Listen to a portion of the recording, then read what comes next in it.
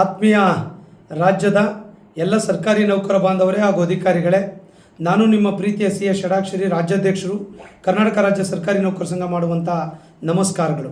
ಈಗಾಗಲೇ ತಮಗೆ ತಿಳಿದಿರುವಂತೆ ಕರ್ನಾಟಕ ರಾಜ್ಯ ಸರ್ಕಾರಿ ನೌಕರರಿಗೆ ಕರ್ನಾಟಕ ರಾಜ್ಯ ಸರ್ಕಾರ ಸ್ಯಾಲ್ರಿ ಬ್ಯಾಂಕ್ ಪ್ಯಾಕೇಜ್ ಸ್ಕೀಮನ್ನು ಈಗಾಗಲೇ ಘೋಷಣೆ ಮಾಡಿದೆ.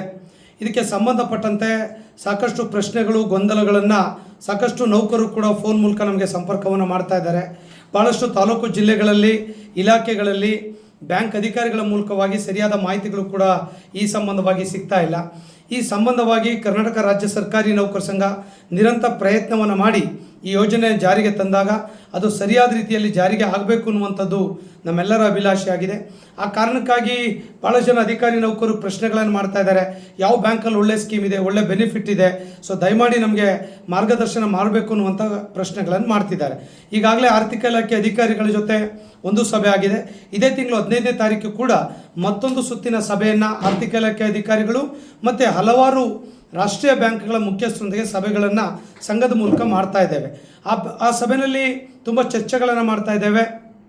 ಯಾವ ಬ್ಯಾಂಕ್ ಕಡಿಮೆ ಬಡ್ಡಿ ದರದಲ್ಲಿ housing loan, personal loan, vehicle loan ಅಥವಾ ಓಡಿ ಫೆಸಿಲಿಟೀಸ್ಗಳಿರ್ಬೋದು, ಈ ಥರ ಸೌಲಭ್ಯಗಳನ್ನು ಕೊಡ್ತದೆ ಎನ್ನುವಂಥ ಒಂದು ಚರ್ಚೆಗಳು ಪ್ರಮುಖವಾಗಿದೆ.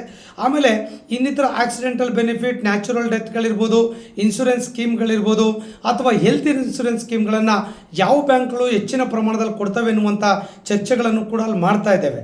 ಇದೆಲ್ಲ ಚರ್ಚೆಗಳನ್ನು ಮಾಡಿದ ಮೇಲೆ ಪೂರ್ತಿ ಡೀಟೇಲಾಗಿ ಅಪ್ಡೇಟ್ಸ್ಗಳನ್ನು ತಮ್ಗೆ ಹೇಳ್ತೇವೆ.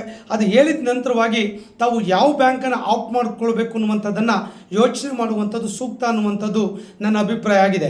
ಯಾಕಂದರೆ ಸಾಕಷ್ಟು ಬ್ಯಾಂಕ್ಗಳು ಈಗ ನಮ್ಮ ಸಂಘದ ಜೊತೆ ಮುಂದೆ ಬಂದಿದ್ದಾವೆ, ಚರ್ಚೆಗಳನ್ನು ಮಾಡಿದ್ದಾರೆ. ಸಾಕಷ್ಟು ಬ್ಯಾಂಕ್ಗಳು ಕಾಂಪಿಟೇಟಿವ್ ರೇಟ್ನಲ್ಲಿ ಸರ್ವಿಸ್ಗಳು, ಫೈನಾನ್ಷಿಯಲ್ ಬೆನಿಫಿಟ್ಗಳು, ಅನೇಕ ಸೌಲಭ್ಯಗಳನ್ನು ಕೂಡ ಕೊಡೋರಿದ್ದಾರೆ.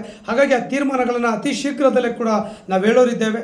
ದಯಮಾಡಿ ತಾವೆಲ್ಲರೂ ಕೂಡ ಅಲ್ಲಿವರೆಗೆ 16ನೇ ತಾರೀಕುವರೆಗೆ ವೆಯ್ಟ್ ಮಾಡಿದ್ರೆ ಎಲ್ಲ ಮಾಹಿತಿಗಳು ಕೂಡ ತಮಗೆ ಸಿಗಲಿದೆ.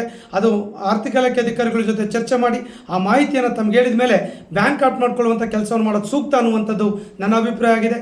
ಎಲ್ರಿಗೂ ಧನ್ಯವಾದಗಳು. ನಮಸ್ಕಾರ.